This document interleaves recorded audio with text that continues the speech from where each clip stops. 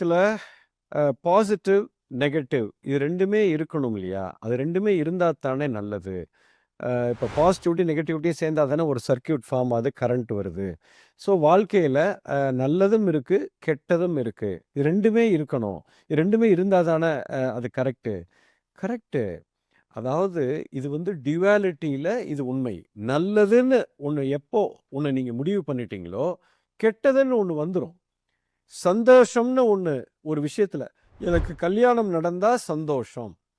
அப்படின்னு நீங்க பார்த்தீங்கன்னா, கல்யாணம் நடக்கலைன்னா துக்கம்னு ஒண்ணு வந்துரும். ஒரு வியாபாரம் பண்ணா எனக்கு லாபம் வேணும் அப்படின்னு நீங்க முடிவு பண்ணிட்டீங்கன்னா, நஷ்டம்னு ஒண்ணு வந்துரும். ஓகே. பட்டு நான் சொல்றது அது கிடையாது. இது சந்தோஷத்துக்கும், துக்கத்துக்கும் அப்பாற்பட்ட நிலை ஒன்று இருக்கிறது. அது சந்தோஷமும் இல்லை, துக்கமும் இல்லை. ஒரு லாபம் வாழ்க்கையில லாபமும் இல்ல, நஷ்டமும் இல்ல. இந்த லாப நஷ்டத்துக்கு அப்பாற்பட்ட செயல் ஒன்று இருக்கிறது. அந்த நிலைப்பாட்டுக்கு நான் வந்துட்டேன்னா, எனக்கு லாபமும் இருக்காது, நஷ்டமும் இருக்காது. இந்த உலகத்துல நல்லது, கெட்டது அப்படின்னு இந்த 2 நிலைய தாண்டிய நிலை ஒன்று இருக்குது. அது நல்லதும் அல்ல, கெட்டதும் அல்ல. நல்லதுக்கும், கெட்டதுக்கும் அப்பாற்பட்ட ஒரு நிலை. அந்த நிலைப்பாட்டுல உங்களுக்கு ஒரு அமைதி கிடைக்கும்.